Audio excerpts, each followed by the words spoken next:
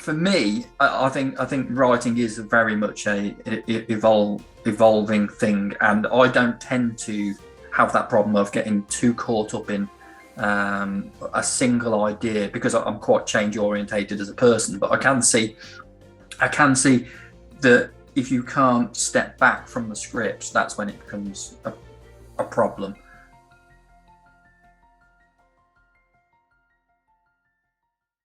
Welcome to Film Forums. I'm Sean Johnson, and I'm sitting down with writer-director Richard Miller. Richard co-runs Body in the Box Productions with his partner, Kimberly Thurlow. Body in the Box Productions is an award-winning production company with the aim of creating engaging stories across all genres. And today we're going to be talking about a project that's due out soon at the time of this taping, titled Repeat. And Richard was a writer and co-director on that feature, correct, Richard? That's correct. Yeah. Excellent. How are you today? Yeah, really good. It's a bit late here in the UK, but I'm a bit of a night owl myself, so yeah, probably more awake now than if you'd spoken to me in the morning time. Oh, for sure. Yeah, I get it. I get it. My wife's a night owl, so I really understand that. So I have a few questions about the film Repeat, and then also about some of maybe, the filmmaking process itself for Repeat, but also just generally speaking as a filmmaker. And I'd really like to start by talking about, I watched a behind the scenes spot that was on YouTube about Repeat. And after seeing the screening of the film, which I really, really loved. And you talked in that behind the scenes feature about multiple rewrites, that this was originally maybe more of a comedy.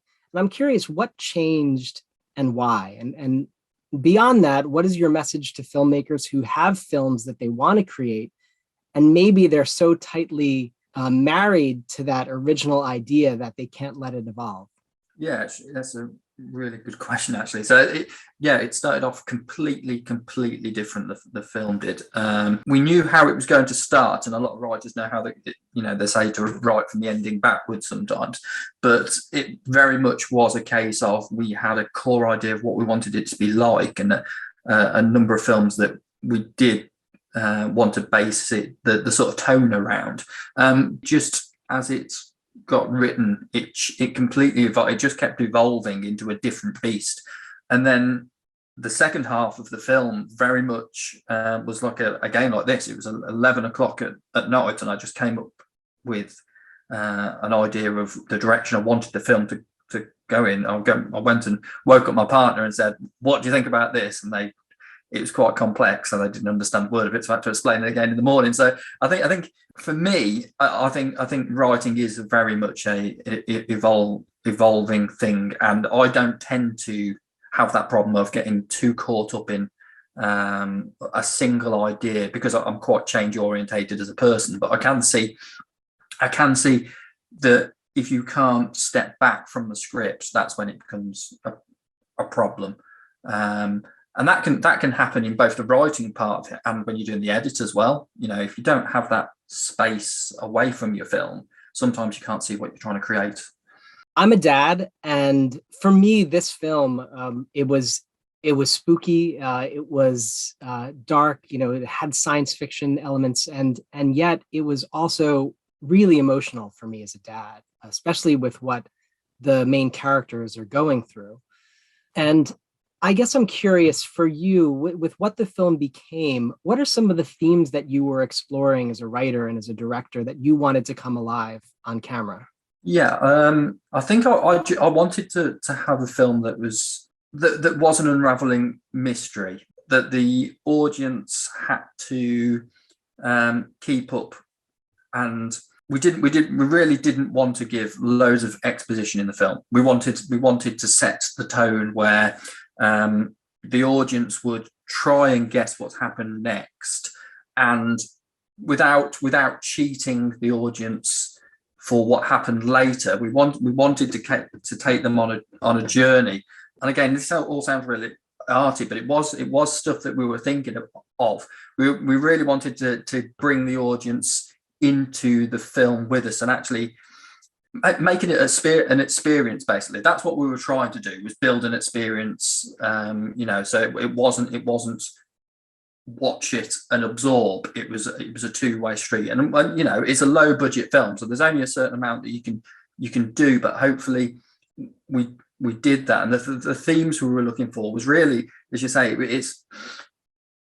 were trying to explore what happens. It really interests me what happens next, when we pass, what happens afterwards. And I think we explored that, and I think there's so much room to go into afterwards in other stories. I just think it's a really, really interesting subgenre in itself. Yeah, I don't really know what more to say than that about it. It was the stories that give a lot away about what happens in the afterlife, and we just wanted to have a different take on it, really.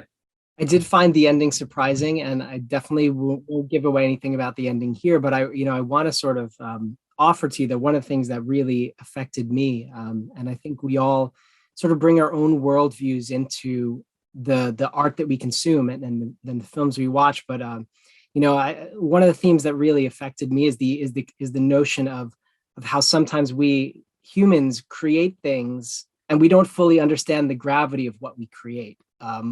We have all the best of intentions, and then sometimes our creations can be a lot different or have a greater impact than we realized. And that was incredibly powerful. And some really great performances.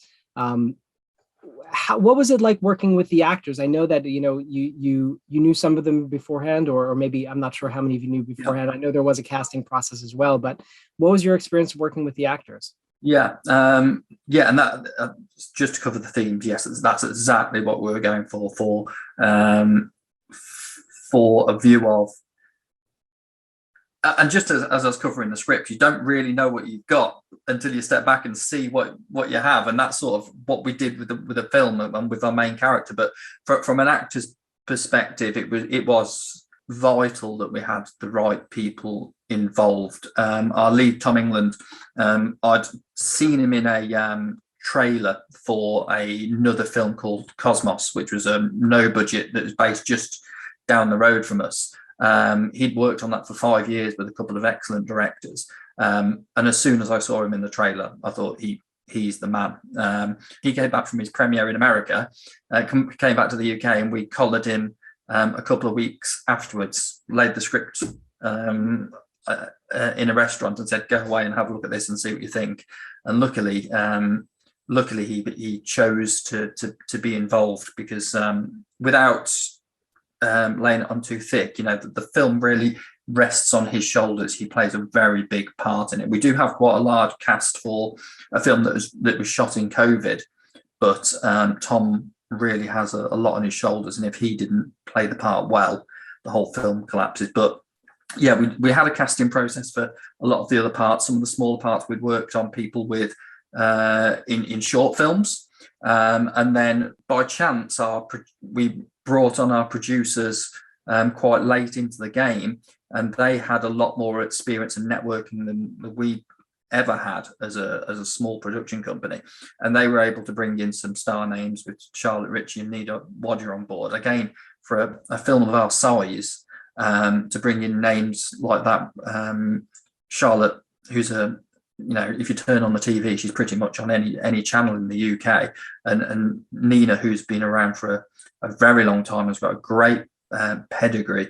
We were astounded that they wanted to be involved with the project, and really overjoyed. And I think again that hopefully they they feel like it is worth being involved in a project of our size. It's that's the biggest worry when you bring on people that have been involved in some really big things. You bring them into a small project, you really don't want to let people's careers down. You want to actually give them credit for and not lower the standards of work. So hopefully they feel it was well worth it. It's interesting for me, the experience. I watched the film alone, and for me it was actually a really nice experience. It almost reminded me of the time of how I like to watch the movie Alien, which is just like completely immersed in this world, and obviously like Tom's performance is really full of almost like a sadness, a quality of sadness that again, as a dad, I think I can really understand and relate to what his character was going through. And I do want to talk about the budget of this film, because it was a micro budget film. And for me, that's one of the coolest things about your project, Richard, is that this gives me even more hope that emerging storytellers can be seen and create work that's really well received, well liked by average audiences.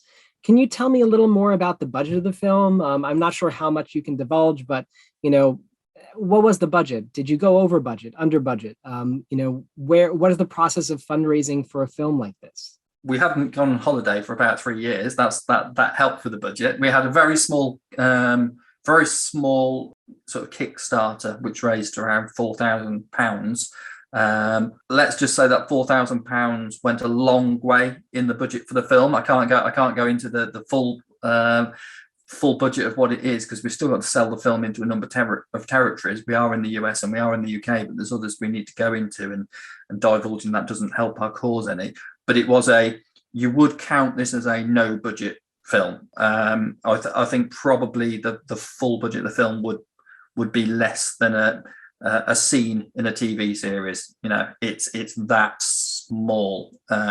We paid everybody involved apart from myself, Kimberly, Grant and Laura, our cinematographer, and our assistant director, who we normally make short films with, but everybody else was paid on the production, and that's pretty much where all the budget was into crew, because luckily we own a lot of our own kit for shooting, and a couple of the locations we had to pay for, but otherwise that's where the money went. It was a very, very cost-effective movie, but we didn't want to make it look cheap or look like we were filming it all in one room. We wanted to make it feel like a bigger affair without going far too far where we were going to have to count every penny. So no, we didn't go over budget. We hit pretty much where we were looking for, and I think we'll quite easily recoup what we've put in, which will then go into what we're going to produce next, which is fantastic. In terms of the whole process for you, maybe now Body in the Box Productions. I mean, there's a few films that you've produced now, from pre-production, from conceptualization to pre-production to production to post-production. What do you personally find the most thrilling versus the most challenging? Yeah, again, because we've sort of just taken how we make a short film to how we make a feature. I can't say that I would recommend doing that, and it's not what we'll do in the future, but because we have to put lots of hats on to make a short film. I'll be cinematographer, I'll be editor, I'll be writer, and that's what we did for this film as well, with Grant being the co-director cinematographer on it. I usually find the writing the hardest part, and it takes the longest to do, but we like telling our own stories, so we don't like to take a script from somewhere else, because we know we're going to put everything into it if we completely believe in the project. Now, somebody came to us and gave us an absolutely amazing script, I think great, but we just find it a lot easier for that. So the writing is probably, I think, the hardest part, and that's just because we want to tell original stories. We hope that Repeat is an original sci-fi, and it is something that people haven't seen before, and I think it's just really important that we're telling something original. So that's the hardest part. The most enjoyable is twofold, really. The filming, just being with people, especially, again, we made Repeat in October of last year, and in the UK we just finished a lockdown and we made Repeat, and then we went into another lockdown. We were super lucky to get hold of Charlotte in that tiny window, because she was working on 2 big projects either side of it, one for Netflix, and we had lots of stipulations we had to do to make sure Charlotte was looked after. But that 2-week period or 3-week period of filming with people was just amazing, basically, to just see people again. So that was great. But I really enjoy the edit as well, because I think of it as a sort of a jigsaw puzzle of clips that you've got, and you can completely make that jigsaw into 20 different end products, and that's what's really exciting as well. You could make one film, you can make something else from what you've got from those clips. So the isolation at the end of it is really fun, of just being able to put your head down and spending the time with the people. Yeah, so both of those are really fun, but the writing's the hardest. Do you ever experience writer's block, and how do you get through it? I sometimes I host regular meetups for actors and filmmakers, and there's two real main areas that I get a lot of people talking about where they struggle. And again, part of it is in the writing area of how to keep writing a project that they have in mind. Maybe it's not fully formed in their mind. The other is the fundraising part. In the writing realm, how do you break through those moments where you don't know where the story goes? I'm quite a collaborative filmmaker, so I like to bounce ideas off people. So Laura was very good for that when we were writing. But also just being away from my screen. I don't think there's anything worse than just seeing the cursor on a flashing, flashing cursor on a white screen. So just not being at a computer is probably my way of getting away from writing block. But I can be stuck for weeks and weeks and weeks. I don't think of myself as a writer primarily, but it's more out of necessity for what I want to create off the back of it. So yeah, I don't really have any tips because I'm still really learning, and that's why Repeat took so long to write, I think. And I'm in awe of people who can, sit there and churn out 10 pages in a day. I just find it very, very difficult. What made you want to be a filmmaker? This is an interesting one, because I went to college and I studied computing, and there was people running around the college with very, very early digital cameras, like filming when I was at college. And it's never something you think that you could get into, or I didn't think that I could get into and be in a career. It's just not, being a filmmaker just didn't seem like a possibility, or even TV or anything like that. But I, from a kid, I would record absolutely everything off TV. Everything I would go through the TV guide, and I would set the VHS to record I'd highlight every film and record every single film that was on TV. So I was just pretty much obsessed with film.